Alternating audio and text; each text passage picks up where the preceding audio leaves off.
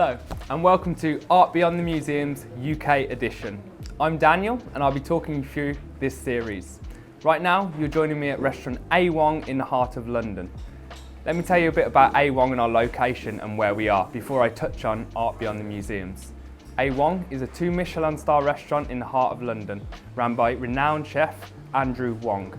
It is currently the only 2 Michelin star restaurant of Chinese origin outside of Asia, a very unique location for this amazing art series.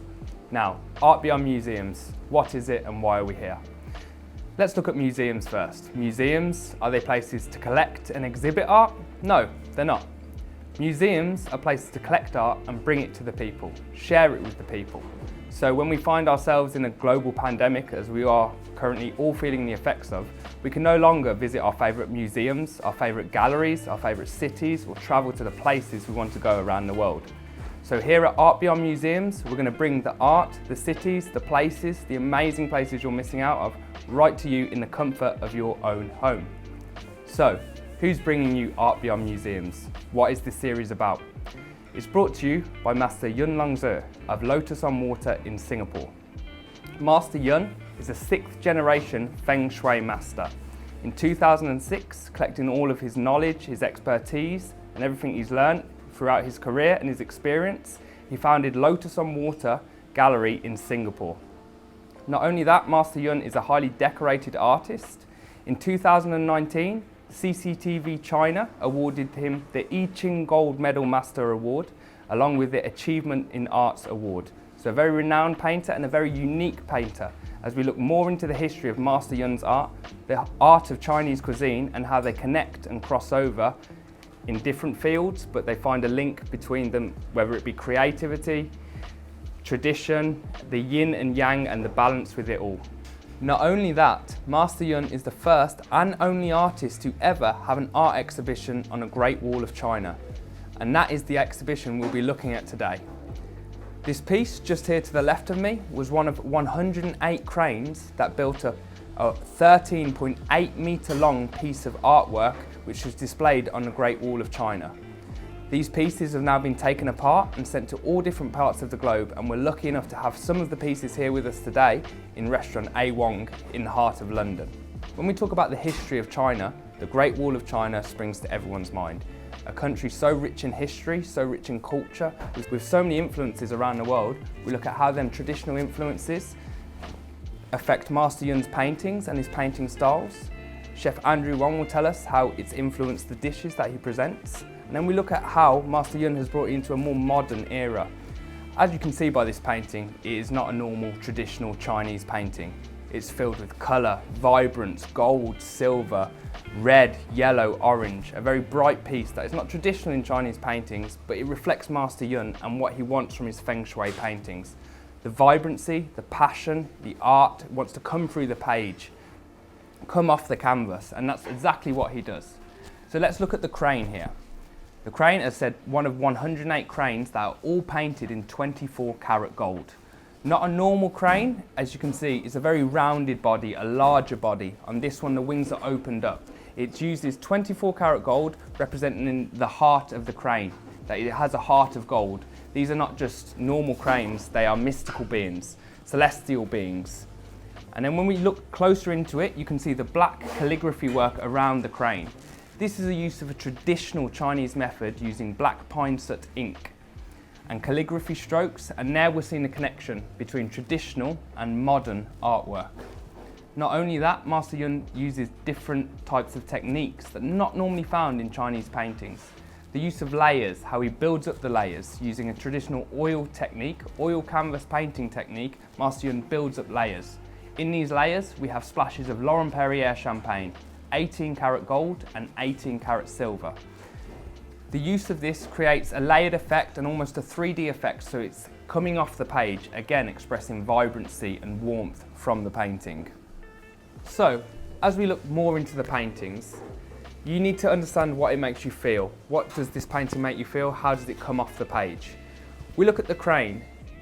In other paintings, the cranes look away from themselves as they look to the future, what else is happening around it. This crane is slightly different. you can see the head looking back in itself, almost as an appreciation of what it's done. It looks back at its heart of gold, what it's achieved, and it almost feels safe, but also proud and bold, surrounded by these beautiful flowers, these beautiful vibrant colours. It's a pure celebration of its own self and its wealth and its status, and it represents that longevity that cranes are so famous for representing.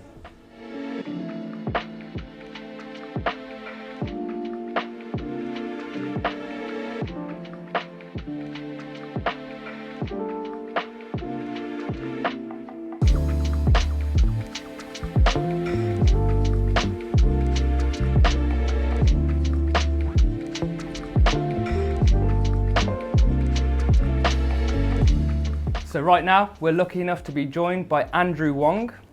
And as we've said earlier in the episode, we've already touched on the use of traditional techniques and how Master Yun in his paintings brings them into a modern way. Not only that, the balance between classic and traditional, the yin and yang, the balance in that. Also the creativity that goes behind Master Yun's paintings, how he builds it up in layers. Right now, Andrew's going to tell us a bit about how that also reflects in his food, which is also considered an artwork. So Andrew, please tell us a bit more. Yeah, I think creativity comes in lots of different forms, and I think what we do at the restaurant is very much about connecting history, culture and gastronomy into something which you can eat. We work with anthropologists, we work with historians in trying to, what I always consider like painting pictures of times and moments within China or through Chinese culture and Chinese history, in trying to interest our guests into moments of time that we want to share. That's incredible. So thank you so much for sharing that with us. So as we approach layers, so when we look at Master Yun's paintings, on Dongba paper, he uses this to build layers. Now Andrew, when you think of a dish, do you look at layers? Do you look at textures? Do you look at how it will eventually finish on a plate as you plan the dish, or is it something that comes naturally to you? A lot of this is kind of internalized, I think sometimes. The starting point is normally an ingredient or a story or an anecdote or a bit of poetry or a painting. And then from then, as you described with painting, you kind of build layer upon layer through taste, through color, through texture, through technique, in trying to find interesting and respectful yet innovative ways to kind of share and celebrate 3,000 years of Chinese gastronomy. Yes, absolutely incredible. And a final little touch from you. So when you look at Master Yun's paintings, as I mentioned, he uses traditional techniques, but when you look at the paintings, they're far from traditional. Would you say that's also reflective in your food? Do you look at traditional techniques and bring them into the future, or do you just start from modern techniques? I think as a chef, I think the one thing I have learned is that actually there's a timelessness to a lot of these techniques that have existed through China over the past 3,000 years. And I know sometimes chefs get very kind of worked up and get excited in this idea of improving things through technology. But actually every time I've ever tried it, it's just been this massive journey of kind of thinking you can do it, and then you end up normally back at square one at the original technique and the original process. And with the paintings, the one thing I do love is this idea that it's not just a visual thing. It's about a celebration of a culture and celebration of history and techniques through history. Some which can be seen, some that can't be seen, it can just be felt. And I think sometimes that's what is more interesting. It's about the story that it tells and the hidden narrative that exists within. And do you see what you just described was absolutely amazing? So there's so much hidden narratives. Master Yun's paintings under UV light, they completely change from the paintings you see to more celestial bodies, heavenly bodies, a completely different view. When you do your food, you do your dishes, obviously you can't hold UV lights over them all the time. Do you try and get the same aspect, the storytelling, a bit more to the dish than just meets the eye? Yeah, absolutely. I think a lot of our dishes, we very rarely create dishes completely from scratch. A lot of them are about evolving dishes and slowly adapting it over time, or through seasons, or through new sources of inspiration, or new work that they're working on, either with anthropologists or with farmers or with growers or with ingredients.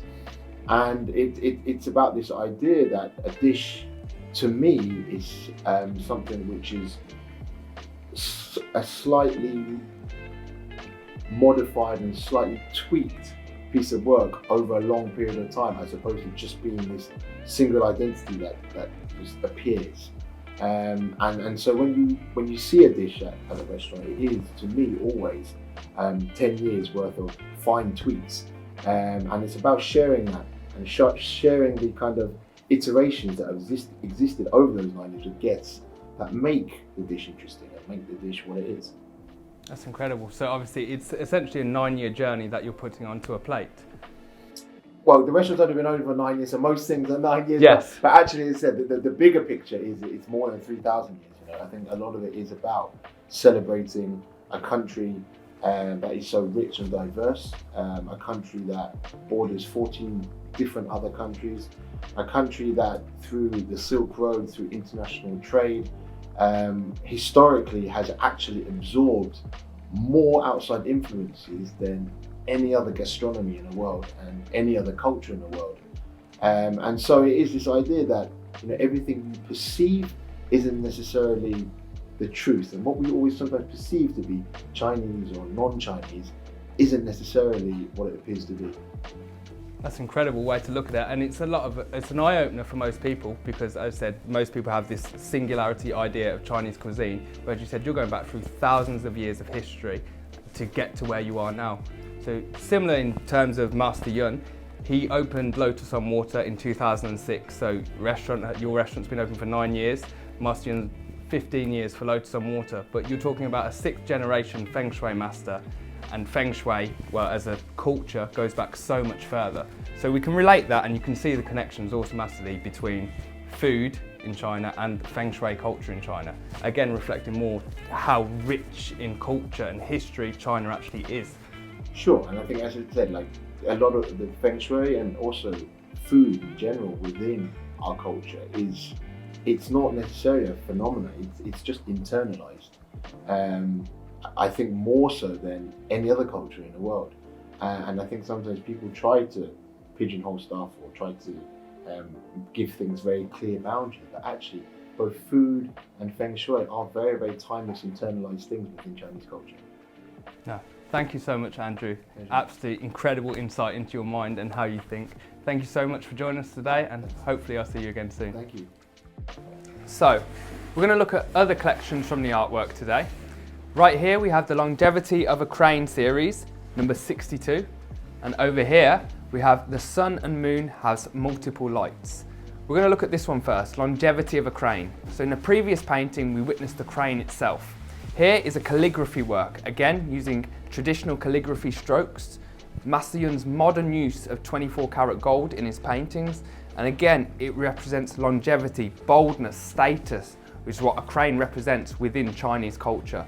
Something like this hanging in your house will bring you prosperity, strength, wealth. And again, like all of Master Yun's paintings, under a UV light, this completely changes. This painting itself almost comes alive again, but in the night time, representing space, the galaxy, the stars, going into the unknown, stuff we don't know about, almost a mystical being. Yet it's just calligraphy. At eyesight, a beautiful boldness. Gold, which is so welcomed on earth, is so treasured on earth, something that we ground with, that is found in the ground, we respect. So looking at this painting, as I said, under UV lights, it becomes completely something else, a heavenly body, as if you're looking out into space. So the use of gold, ground materials, pine soot for the blackness. These are natural materials found within the earth, but then when you go into UV lights, it's an outer space painting almost. This is also the same case for the sun and the moon has multiple lights. Now, we talk about balance within paintings. The sun and moon must be a balance. We've mentioned yin and yang, the balance that we find. Again, the sun and moon, light and darkness, they need each other and they match perfectly together. Although they're completely opposing, they fit together perfectly. They need each other to survive. When we look at artwork, we look at creativity, we always look at balance. And as we are here in A1, we look at the balance and creativity in food, which Andrew touches on when he talks about his food. Looking at the history, the balance with modern, new, and again we see it in the materials. The usage of the sun and the moon has multiple lights. These are all reflective, and these are all things we can see across different paintings and different aspects of life. So, thank you for joining me here at A1 in London for today's episode. Me personally, I'm a chef, and it was one of the most incredible experiences of my life. If you're ever in London and you have the luxury to visit A1, I cannot recommend it highly enough. Currently in this global pandemic, your travel might be restricted, whether you're in Singapore, America, even the UK itself, wherever you are. If you get the opportunity to visit here, come and witness it, come and witness the magical creations from Andrew himself. And then of course, if you ever want to get in touch about the paintings, contact Lotus in Water, and one of this unique collection could be yours to own in your own home. Thank you very much, and I'll see you soon.